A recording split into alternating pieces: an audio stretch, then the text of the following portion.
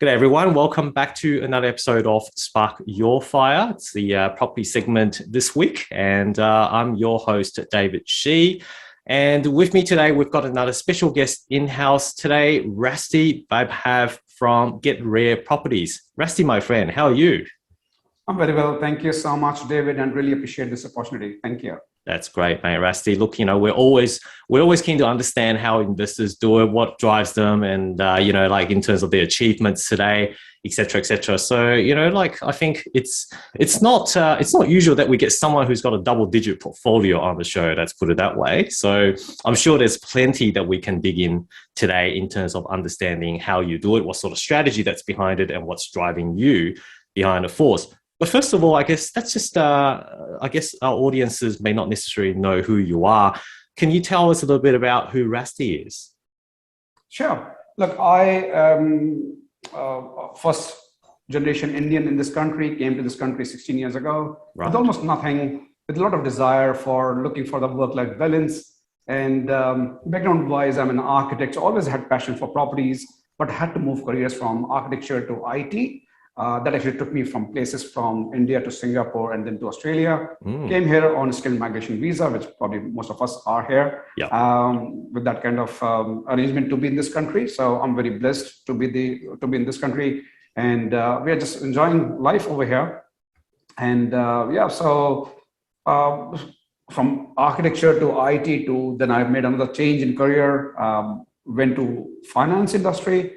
So of course, as you know, it's not really easy to make a transition from IT to finance. So I had to quit my full-time job, went for my full-time MBA, went to even US for my studies, came back, did a bit more hard work in terms of getting a CFA certification, just to get into the equities analysis role. So I was a research analyst, started with Westpac, and then later on went up the ladder, moving up to a fund manager position. So I was managing $2 billion in my last role as a fund manager. And it was a great journey. So in the corporate world, I think I've done a lot, especially when we are talking about 3 different careers here. But that's just the academic part of things. But now I'm actually, as you know, I'm working as a property strategist and a buyer's agent, helping people build a portfolio for themselves as well now. No, totally. Okay. But what sparked the changes like from architect to IT and then from IT to then finance? There must be something that changes. Did you just foresee it's not really for me, or you reckon there's more money to be made, or what was the drivers behind changing those careers? Now, great question, David. Great question. So I always want to be an architect. For me, properties is more of a combination of science and art together in one industry. Right? The science, the engineering part actually talks about the structure, and the artistic part, the form, makes it together. And it's one of the most tangible asset class in terms of, it has a form and function as well as people use it on a daily basis. So that was the reason for me to pick architecture as my stream. That's what I really want to do. And I was loving it. I was a married student in my college back in India, but then I lost my father early on. When I was in high school. No, that's okay. And that was more of a blessing in disguise, because that actually made me think what I really want to contribute back to my family. Being the only son in the family, where I guess the responsibility comes on the shoulders of the son to raise or continue, I guess, the baton. So that was the prime reason for me to think about outside of architecture. And IT was the most logical one. I mean, coming from architecture engineering part, where I had a passion for problem solving, logical thinking. IT was something that I picked on my own, learned language programming on my own. And then I was lucky enough to get a job in IT, even before I actually finished my architecture degree. Is that in India or is that in Sydney? That was back in India. That was back in India. Okay. Yep. Yeah. And I really thoroughly enjoyed it. My focus has always been about education. So I thought look, I actually made it from architecture to IT that smoothly, which was not really that smooth because I was doing 2 things together. Yeah, sure. And with the focus of education, I thought maybe, though I made a transition looking for a job on the other side, came to Singapore, worked for about a year to realize that I really need to have a formal education as well. So I actually did Masters in Computer Science from NUS, National University of Singapore. That's why you went to US. No, no, in US, I'm saying, sorry. Oh, Not in the US. UK, Singapore, Okay, yeah, sorry. yeah. Singapore, Yeah, yeah. Okay. Singapore. So that's where I did my master's in computer science with a focus on data sciences, information systems. And I thoroughly enjoyed it. And I thought, like, this is my career with my master's and, a lot of certifications from Microsoft and, Oracle as well. So that Yeah. I was doing pretty good, getting into that kind of project management as well. So I did PMP certification, was in a very good position in Singapore. But then it was more of a transition, looking for the work-life balance that actually made us, as in me and my wife, Rupali, to come to this part of the world, to Australia in 2006. And that actually triggered me other, call it midlife crisis or whatever. I was doing pretty good. I was actually working with a very coveted company here by the name of Avanade, which is a joint venture of Accenture and Microsoft. I was given a duty to even lead one national services in Australia on business intelligence. Okay. I was thoroughly enjoying it, but then the part of me really wanted to think about, like, yes, I have learned the trade of making money. How can I make money work harder for me as well? And I'm actually coming from a very average middle class family where my parents actually struggled to put food on the table. My mother had to take a job, like she worked very hard just to raise kids. And I could really feel that, loving family is important, but then also being resourceful is also very critical as well. Yeah. And so as a child, I always aspired, like, parents should have time for the kids. And as much as my parents could give it to me, we did, like, it was a very loving family, but I always earned for more time from my parents.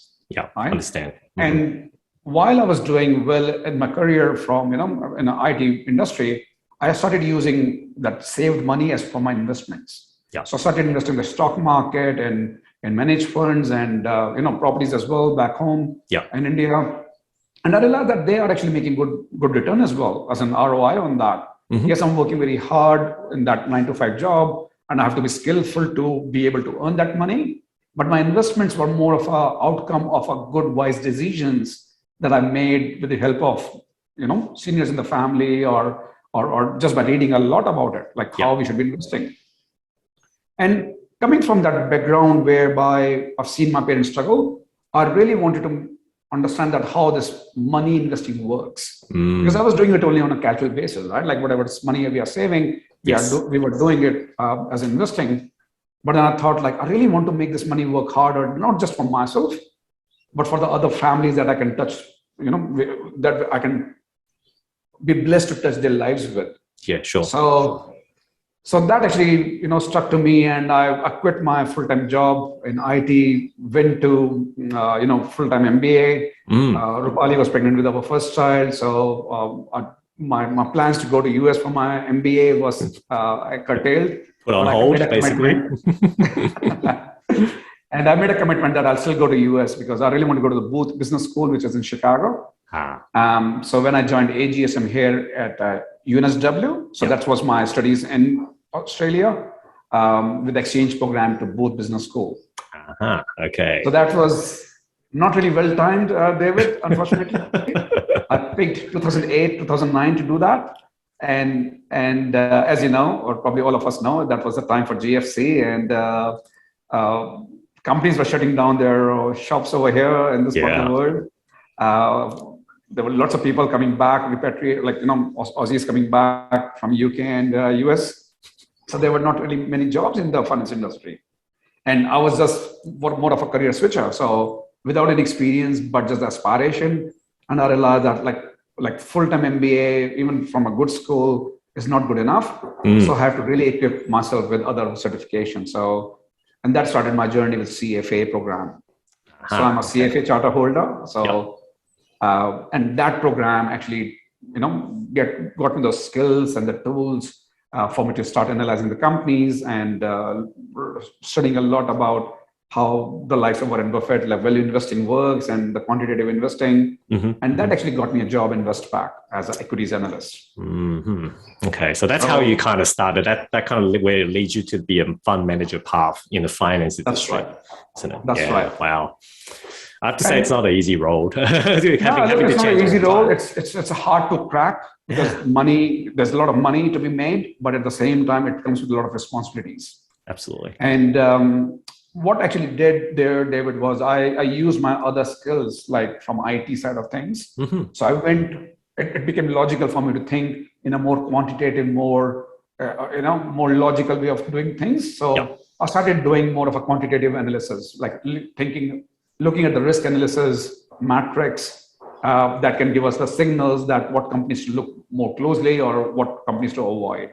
Yeah. So playing to the strength was the key difference that actually allowed me to not only settle in this industry of finance, but actually do pretty well in there.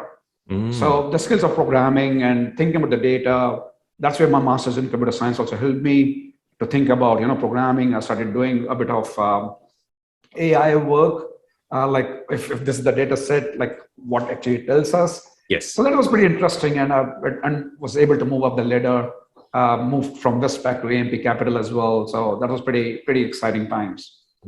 Okay, no, interesting. Uh, I think that definitely sets a lot of foundations because knowing you and I think that probably sets the foundation in terms of doing all the property data analysis later on, isn't it? Basically. Exactly right. And look, it actually started doing this early on because I was always passionate about making money work harder. Yeah. So when I realized that, look, this is the company now, I'll be working with Westpac. So that means that I had a PAYG paycheck coming to me Correct. every fortnight. That means I can borrow money. Mhm. So once I had a stable job to start with, that's when I started looking for the property investing here in this country directly straight away. So I didn't really have to wait too long. When I had the capacity, I started thinking about investing. But as you know, David, it's a challenging start for everyone. Either we are ignorant that we, just put a blind eye and do something, or just take too long to do it. So I actually fell, or maybe do nothing. So I Yeah. actually fell in the category whereby I took too long to do the research and analysis because wearing that hat of research analyst, Yes. it was very logical for me to go deep dive, Yeah. look at the data, not just the property data. For me, it was more about macroeconomics first, Yeah. Okay. Yep. like why this area, why one should be investing in this area. Yeah. And to me, that's the, I guess, holy grail that I actually appreciated early on was it's not just about the properties, it's also about the people, demographics. What type of property they will be looking for, why they will be looking for that kind of properties, and what budget. It comes down to the two things basically: supply and demand. Yeah. So if we understand I guess, the macroeconomics of supply and demand in the terms of the population growth, which is probably related to the infrastructure and spending, the job markets on the demand side, and the land supply on the supplier side. And all we have to do is basically just map it out, the imbalances in place, not just as of today, but how that will track as forecasted to be tracking later on. Yeah. Yeah. Yeah. So look, what I did was basically started investing again with a focus on education. Yeah. It was very hard for me to just go and follow the herd, what they were doing. For me, it was more important to understand like how, first of all, defining like what a successful investing looks like in long term. And what does that look like? Actually, that's a great question. What does it look like for Rasti? Great question. So for me, successful investing comes to why of the individual or the family. Why? Okay. Yep. Why is it that somebody is looking to invest? It's a critical question. Yeah, absolutely. Lots of people, David, I talk to property investors on a daily basis as a buyer's agent, as you know, right? Yes. Most of them are just thinking about that, okay, I got some capacity to borrow today.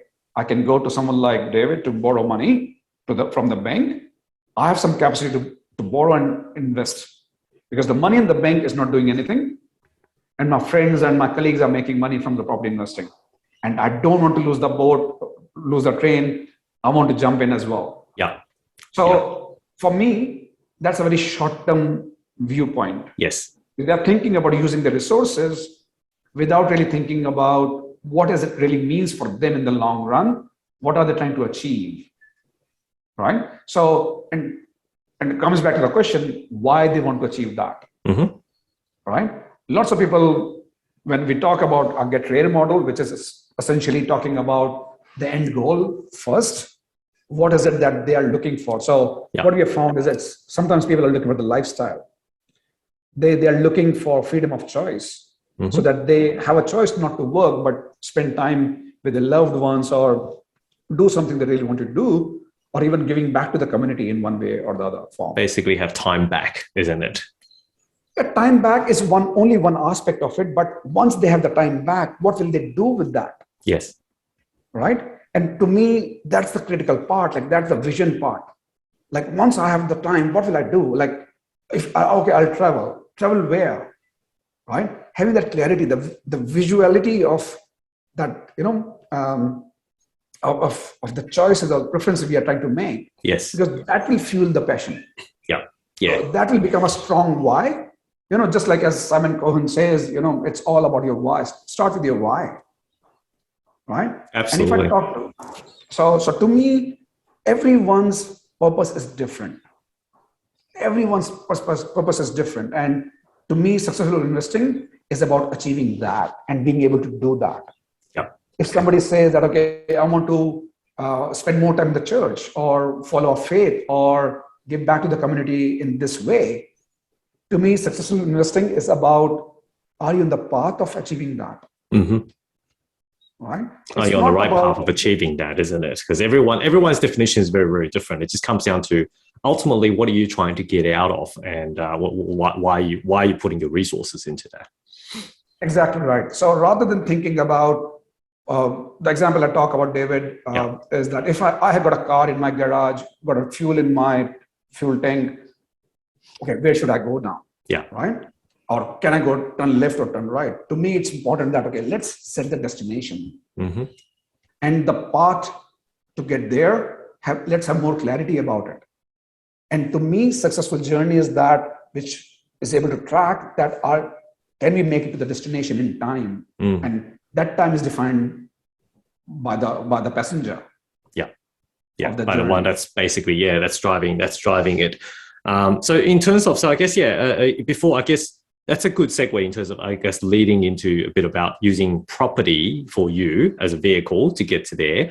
But before we do that, I guess, at that point in time when you initially start, what was the end goal? What was your end goal at that point? Sure. So my angle at that point of time was that, okay, the whole reason I'm in Australia from Singapore was the work-life balance. The work-life balance, yeah. Work-life balance, so that I can choose to do what I want to do, and probably in a bit of a fortunate position than my parents, that I can spend more time with my kids, right? The challenge that we know with parenting in this era is that kids can only listen to you when they're young. Later on, it's just even hard to catch hold of them. So for me, it was more about having that freedom to spend time with them in a very open way, in the sense that I can choose to do what I want to do. Yes. So my purpose started with that thing, again, going back to my childhood, that my parents struggled. I just want to be not in that position, but rather in the position that I can help myself. Yes. As well as eventually, and that was what I was doing as a career, that I can make money work harder, not just for myself, but for other clients that I was working while I was working in the fund management industry. So coming back to the property side of things, for me, it was more about how can I, as you said, buy back my own time? Because typically 90% of us who are employees or self-employed people in a corporate role, we are just trading time for money. Correct. Yes, we get paid for the time or the skill that we bring on the table, but it's actually directly proportional to the amount of work that I do, as well as the time in terms of weeks or months I spend in that job. Exactly. For me, it was more around coming to the other side of the quadrants, whereby I can treat property investing as a business and using money and the system and the processes to work so that they can generate the passive income. So that was the goal I started with. And I had a good clarity. Even when I finished my MBA, my goal in my mind was that within 10 years, that's what I want to achieve. I really want to be on the beach side, playing with my kids. So You'll that probably was the get vision. sick, probably get Yeah. bored after a few weeks. But anyway, that's a good vision that most people would want. Let's put it that way. Yeah. So the key thing is having that vision with your Yes. why. Yes. But then more important than that, David, after those two things, is having the belief of making able to make it as well. Okay. Because in my mind, we always win twice. Yeah. One, it's in the head, in our mind, and the second time it's in the reality. Yeah. So we really have to win, not just at the conscious level, but even at the subconscious level. And that's where I call it as a belief. Mm-hmm. So I believed in that path, in that vision. For me, it was not really about, whether it's 10 years or 12 years, but for me, it was about the journey as well, not just the destination, Sure. how we're tracking as a journey. Yeah. Okay. So, All right.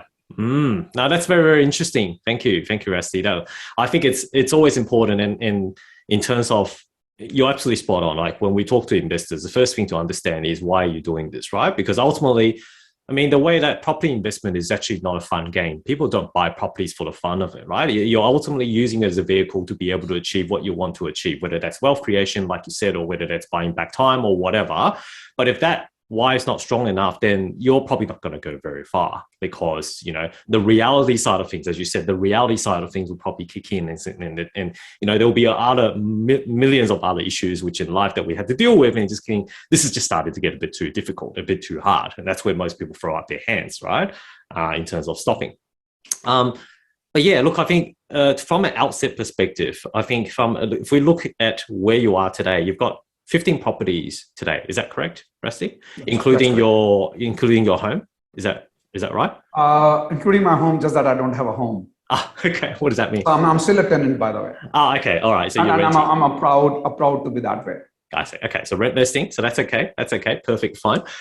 So you've had that clear vision in terms of you want to build this property portfolio to be able to help you, providing you some passive income so you don't have to trade your time to work. On that basis, how did you start? Sure. So once I knew that I'm thinking about building a portfolio, it's like for some it's an aha moment, that when we think of about a tower, right, as at the building. Yes. When we start visualizing that we really want to build a tower of 6 floors, for example. We don't really just go and start putting one floor today and then come back a couple of years later down the line when we have more resources to put another floor on top of it. Because we are starting with the end goal in mind. For me, it was more clear that, okay, this is the whole tower I want to generate. For that, I really need to have the deep foundations. Yeah. So for me, when I knew that I'm not just chasing our property or a floor in this example, but I'm chasing the whole building or tower. Yep. Right? Because I'm chasing the whole building, I really need to be surrounded myself with the people who knows how to do it. So that finding the trusted advisors, whether it is the mortgage broker or whether it is a property advisor, or sometimes just reading the books. I mean, people who have done it, they have written books as well. And to me, books are the best friend because it's documented. You can review it. They will, they're always there. So yes. I actually surrounded myself with that network. So I started going to lots of webinars. I mean, that time seminars, actually, like a lot of face-to-face seminars, went for trainings, paid, unpaid, did a lot of courses as well. You name it, I've done, like whether it's a DIMFNA or whether it is, for renovation. So I did all of that for me to be surrounded, not just by the course provider, service provider, but also surrounded by the people who are sitting in the same room thinking about the same things. Yes. So I spent about 14 months just to understand how this thing should be done for the long run. Right. Okay. I was patient enough to understand that it's a long-term goal I want to achieve. Few months or few quarters will not make a difference, but the knowledge, the investment in myself, in my own knowledge is far critical. Yeah. Because you know it, David, that 90% of property investors can't go beyond 1 or 2 properties. Correct. Yeah. But it's only less than 1% who build that portfolio. And if I really want to be in that less than 1% of property investors category, I really need to know how they do it successfully, what they're doing differently than the other 90%. Yeah. So that's what the 14 months is trying to work out, educate yourself and work out how do they do it. Exactly right. But having said that, we are talking about 2011 here, 2011, 2012 in Sydney. That was a time when people after that GFC, they were not really talking about properties the way we talk today, right? It was pretty like an average topic, like let's talk about movies or the dinner or where to eat, right? Where to travel compared to the properties, which is a common topic, in my opinion, over the social networks, right? Yeah. So I was the odd one out in my friend circle to think about investing in properties. Because to me, that was the key question was that, yes, I want to build a portfolio.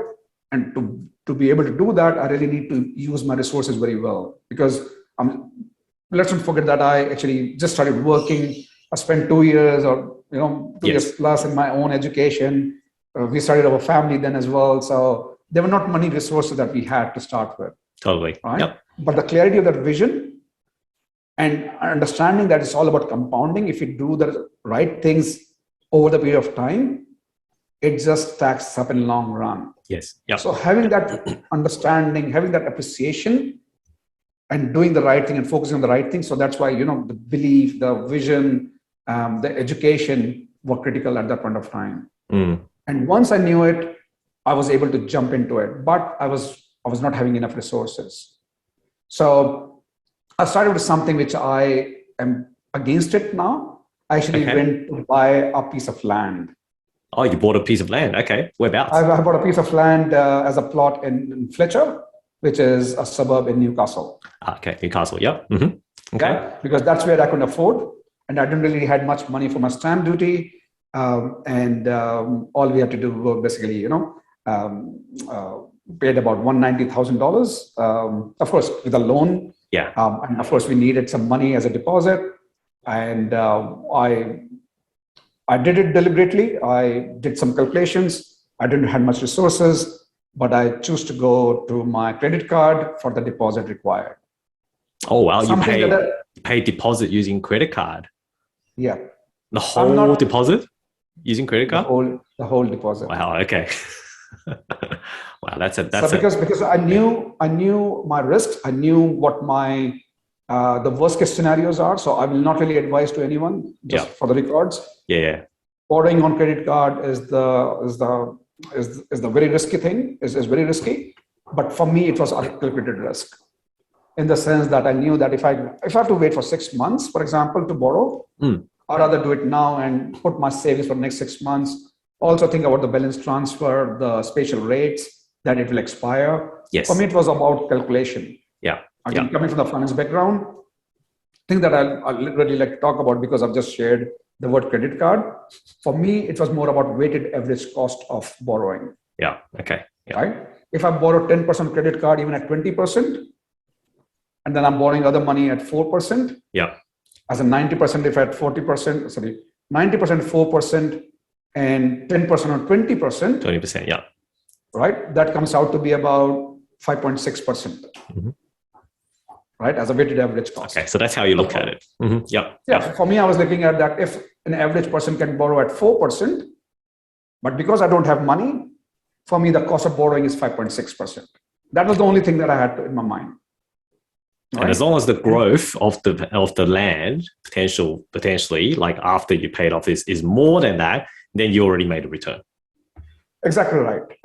And the key thing is what I was not really just going for the land. I was building a home as well. Okay. Yeah. Okay. Yeah. So it was more of but then that's where probably I took it too emotionally. Again, we learned through the journey, right?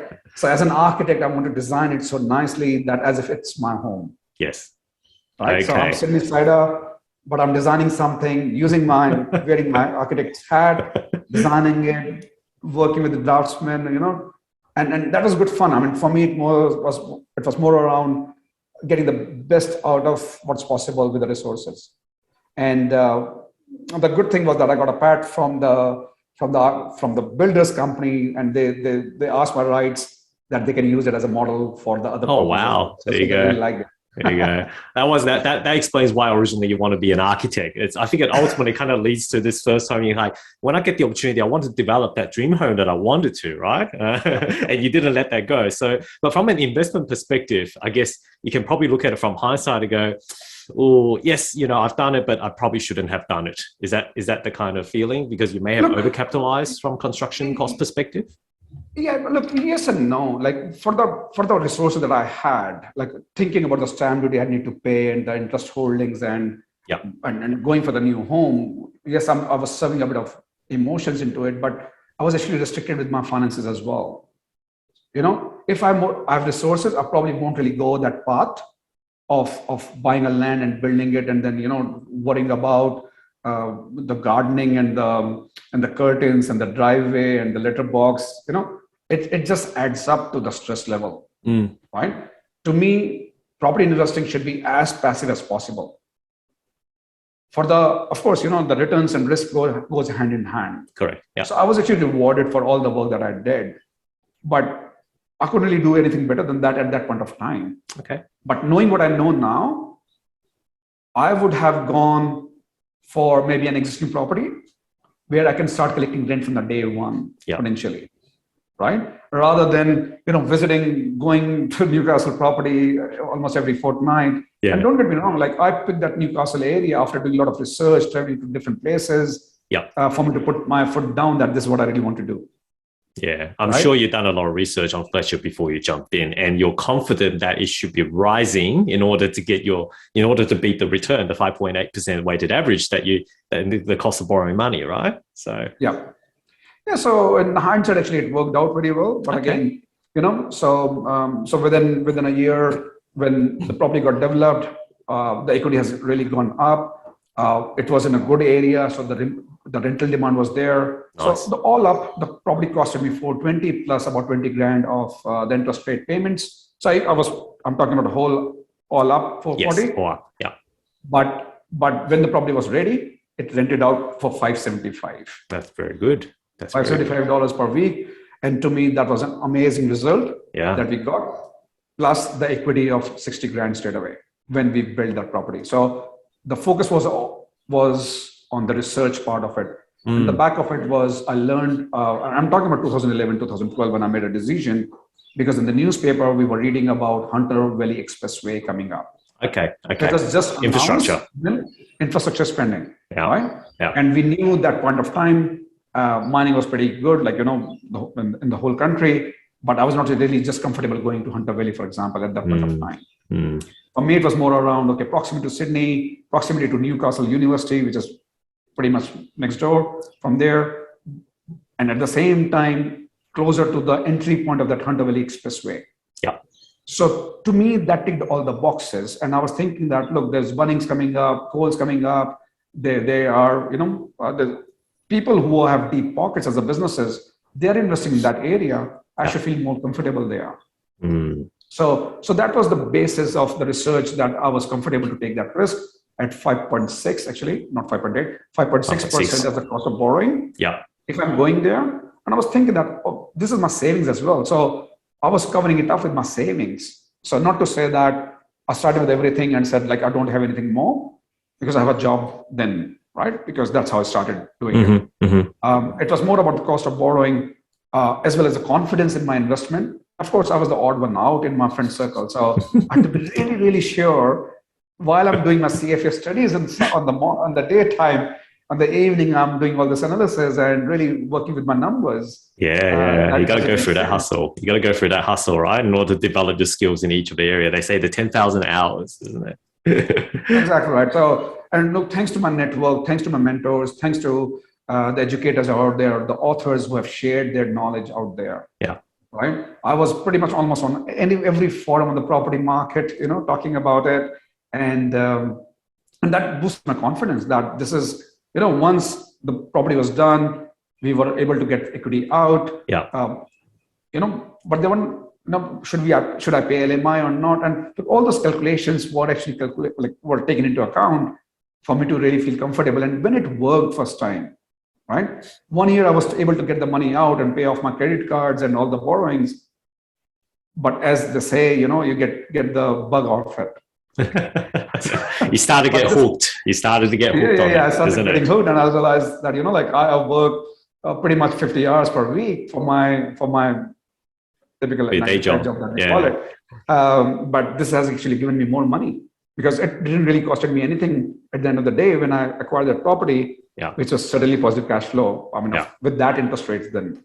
Yeah, of course. right? Yeah. Okay. With the depreciation skewed and whatnot. So we still believe that's a great property. Maybe we should retire in that someday because it's the design that I designed on my own. So I know the corners and I'll be very comfortable with it, for I think example. there's a bit of sentimental value there, basically, Rasti. Sentimental value. And look, that was our fallback plan as well. Yeah. That if at all, like instead of going for our own home, we're designing something which we can choose to use it for later on. Yeah. So absolutely. So in my portfolio, that's the property. If I have to pick to convert into a PPOR, that would be the one. That'll be the one. Yeah. I mean, you designed it yourself, so that makes absolute sense. You know, if you ever have to move into a PPOR in that case.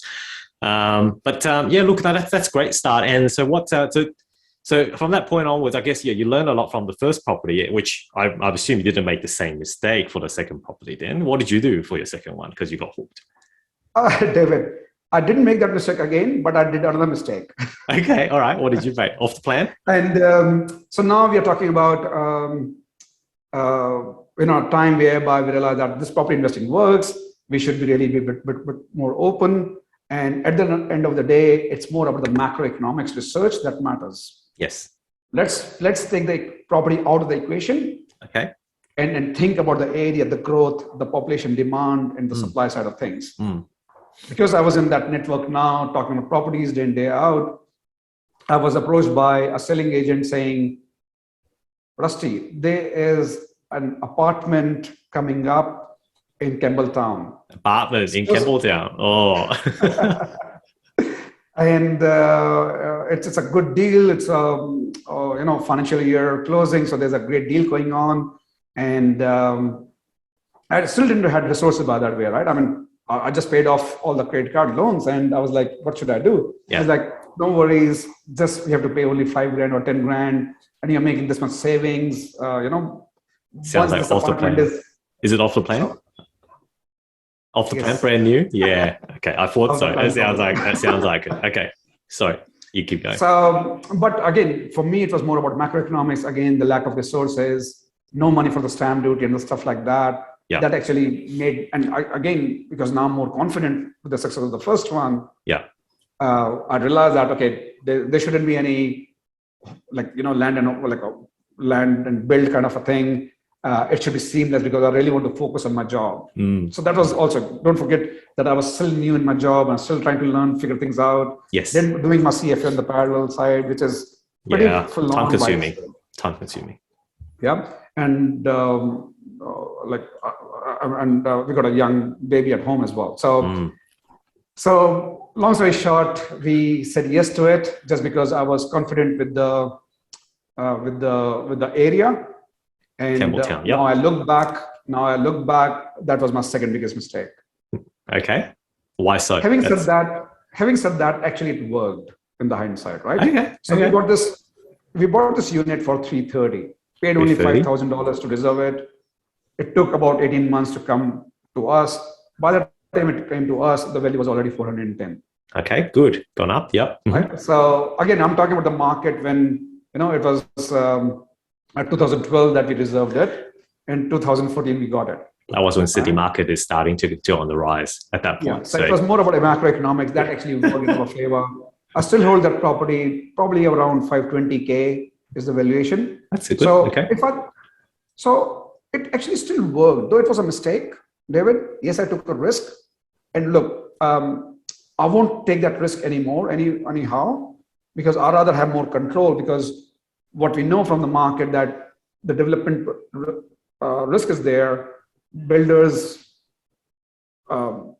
whether they will be liquid then or not, whether the quality of the build, I was probably unaware, not really unaware. I mean, that's a wrong thing. It was more around, like, I didn't really have the capacity to do anything, but I was focusing more on the macroeconomic side of things. Yeah. And for me, it was like, yes, it will grow. Let's go for it. But part of it was a speculation. I will not deny that. Okay. Well, everyone has to go through that journey, but it's good that at least you pick up this and you're very, very aware. Looking from hindsight, this is one of the things that you should have avoided. But then again, you just never know, right? You never learn until you're actually being through it.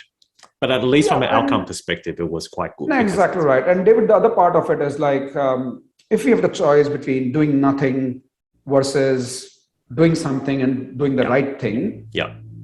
Of course, we should be always aiming to do the right thing.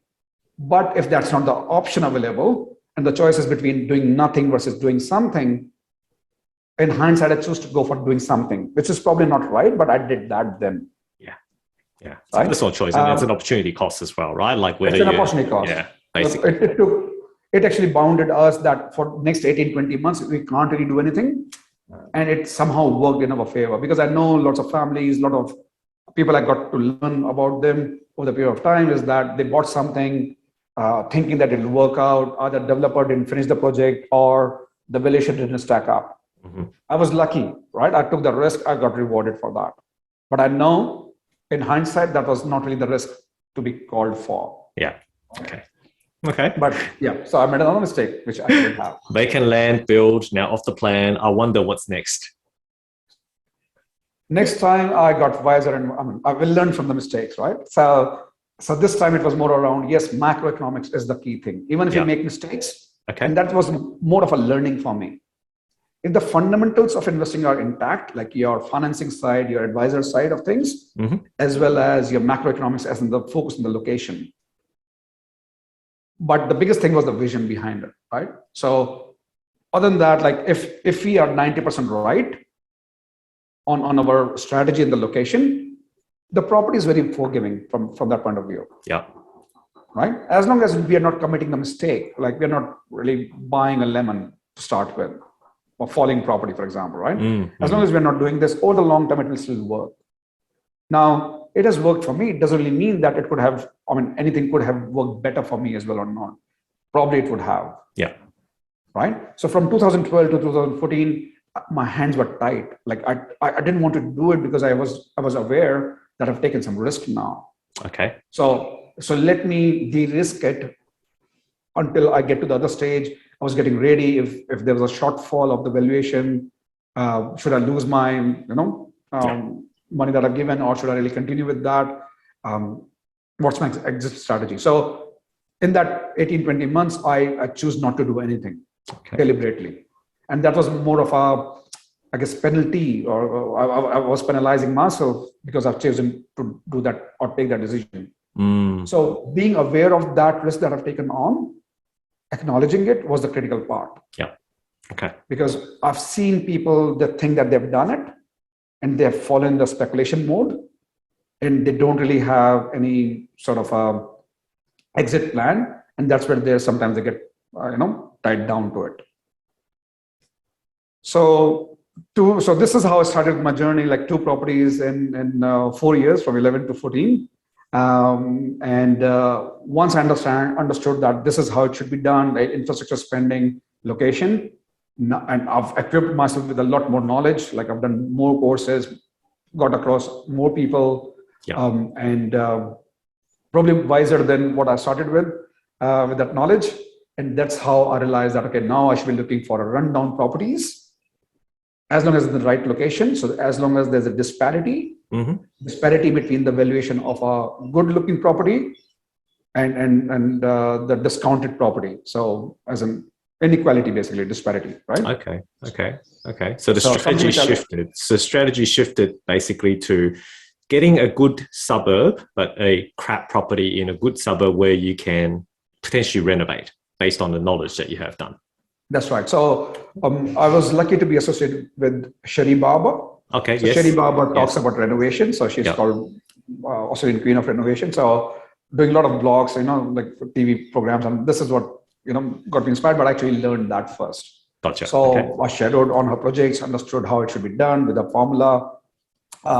So we bought a property in Blacktown, LGA, in the suburb named Dharuk. Okay, Dharuk. So rundown property next to Mount Druitt. It was a no-go by lots of people's definition. Nobody would like to live there, kind of a thing. But we are looking at, proximity to the train station and St. Mary's and Dharuk or, Mount Druitt. They were not really favorable suburbs. Yes, correct.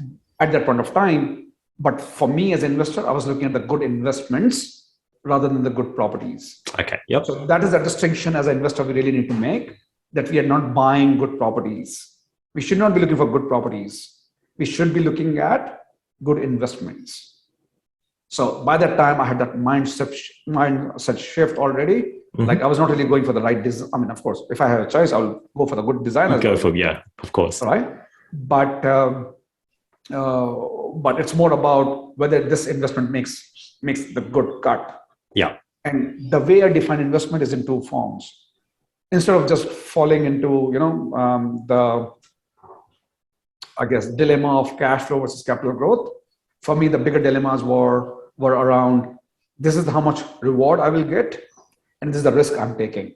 Okay. Yeah. So having that appreciation of risk, which probably was, that knowledge was equipped by my investing side of things, which I was doing in my corporate world on the daytime. Thinking about risks first, and then think about how much am I getting rewarded for that. So the risk reward concept, basically, that's how you weigh it up. Right. Yeah. And also I was quick to learn this, that even the banks look at the whole portfolio. They look at the 5 C's, probably better than that. Yeah. Like looking at the whole, I guess, proposal for the loan. Talking about the collateral and position and character as we call it. Yeah, exactly. Yeah. Right. Multiple analysis, multiple angles. Yeah, exactly. And they took a more of a holistic approach of should they really lend this money or not. And I was very conscious of that as well, because I knew with my vision that I need to build a portfolio of 5 million. So it started with the viewpoint that I need to build a portfolio. Okay. And I had the aim to do it in 10 years time as well. 5 million in 10 years? 5 million portfolio, not the equity, but the 5 million portfolio. 5 million portfolio in 10 years. Okay. Yep. So that was the vision I started with.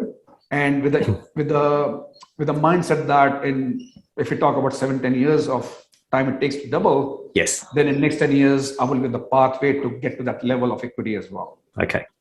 So that's how I did the, backtracking of my goal. And because we should always work back from our goals. It's much easier that way. Absolutely. So that actually made me very impatient that what can I do today, right? But that sense of urgency was not really equipped with just making any decision. For me, I really want to make the right decisions now because I learned from my 2 earlier experiences that I really need to, because it's very easy to buy 1 or 2 properties for anyone. How do we go about the 3rd and the 4th is the critical part. Yeah. How can you keep growing and how can you continue beyond the norm is the key. Yeah. Exactly right. So I made friends with the brokers who can actually help me understand that what type of budget of property should I buy today? Yes. What sort of cash flow, so that when I knock at the door again for my next property, then I'm still welcomed by the bank. Yeah. And that's where the understanding of the broking actually helped me to appreciate what should be my 3rd project. Yeah. So I was not really talking about properties anymore. I was talking about the projects, because now I'm thinking about, unloved property which need DLC that I can add value. Yeah. And I'm going in a suburb where it's not really loved anymore, right? I mean, I'm talking about Mount Druitt areas, for example. Yeah. So I was able to buy a bargain over there. So paid 386 for this property, 4-bedroom brick home. I know the next door property in next street, just different suburb, selling for 450. So for me, it was like ripple effect. When it becomes too pricey, people will try to, I guess, squeeze out of that suburb and come to this property as well. Yes. So it's like a bit like an ugly duckling suburb, isn't it? That's kind of what they call it. Exactly right. So for me, again, now I'm going as an investor. I'm very conscious of limited money that I have, or the budget that I have for the project. Idea was that what minimal thing should I do today to make this property habitable, safe, and that can collect rent for me on a weekly basis. Basically maximize your return with the minimum amount of cost that you can do, isn't it? Exactly right. So now, as you can see, that I was thinking more as an investor rather than as a home buyer or as a way to park money or whatever, right? So those were good learnings from the beginning for me. So 3rd property, 386 bought, spent about $6,000. Okay. And it was back in the market to rent for about 350 or 360 per week. That's good. It's pretty good for Sydney prices, yeah. Yeah, I mean, we are talking about 2015 actually. 2015. And then I learned that self-managed super fund didn't really had much resources in the super. Learned this basic rule that if you have 200K, you can choose to go for SMSF. Yeah. For me, I did again some calculations, and I had about 90K as a family because we were new to the country. Yes. And I was not really working for a good part of that period so far. Sure. So worked out 90K was what all we had. Okay. Consulted with a lot of accountants, and I got advice that yes, it's advisable to wait up to until it becomes 200K, but that was just a generalization. Yeah. Understand. Okay. So I started looking at a property for my super as well. Now I got a SMSF. SMSF. Yeah. Yeah. And is that after the Rook? Straight after the Rook, or you had a few more properties after the Rook? Okay. Because that goes in separate entity, so that was not really holding me back. Gotcha. Yeah. And I realized that the power of buying unrenovated properties is much more powerful. So I was actually going on all sort of sites now. I realized I already have something here. Yes. Campbelltown, Blacktown, and in Fletcher, Newcastle. I need to diversify a bit, but if I have to go for a renovation project, I really want something close to my home that I can do something. So in other words, constrained to kind of New South Wales-ish type of location. If you're talking about active renovation, yes, it should be a drivable distance. Yeah, correct. So interstate is not already an option at this point in time based on your strategy, isn't it? Okay, so SMSF, and then basically, your current strategy is somewhat constrained with New South Wales at the moment from that perspective. So with that in mind, did you do more? Did you buy more in New South Wales, or did you have to kind of go, Yeah, so for my SMSF, I realized that I don't want to put all the eggs in the same basket in New South Wales. Yeah. Yes, Queensland was not really in favor then, but for the sake of diversification, I choose to invest in Queensland for my SMSF properties. Okay. But because I was looking for active approach or as in renovations and drivable distance, we picked Central Coast as the location. And then we visited Central Coast here in New South Wales. Yes, Central Coast. For my renovation project property. Right. Okay. So SMSF is Queensland, but the other properties which you are developing, you still continue to use the Sharil Barber approach of buy a dump, or inverted commas, a dump, and then renovate is basically mostly in Central Coast. That's right. Okay. Awesome. All right. No, that's good. I think that's a logical stop for the time being, Rasti. I reckon there's so much information today for our listeners, and I'm sure they would really appreciate in terms of what you have shared, especially they get a deep insight in terms of how you started and what's really driving this man in terms of pushing him forwards to a 10-year, $5 million portfolio. And today, you're currently sitting on a 15 properties. And how much is it worth today? Just out of curiosity. So I actually deliberately stopped at 5 million then because I was buying not really.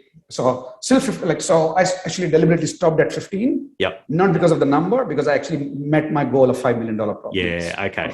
So so you got that. But in terms of the total portfolio value today, how much is it today? Roughly? So of course, with the run that we had, so it has gone up to about 7 million now. 7 mil. There you go. Very impressive. Very impressive. Thank you. All right. No, thank you, Rasti. Look, I really appreciate the time. We'll bring you back on, that's for sure, to continue the rest of the stories next time. Look, again, thank you once again for joining us. If you like our show podcast, feel free to give us a like or comment below. Let us know what your feedbacks are. Otherwise, we will catch you again in another episode of Spark Your Fire.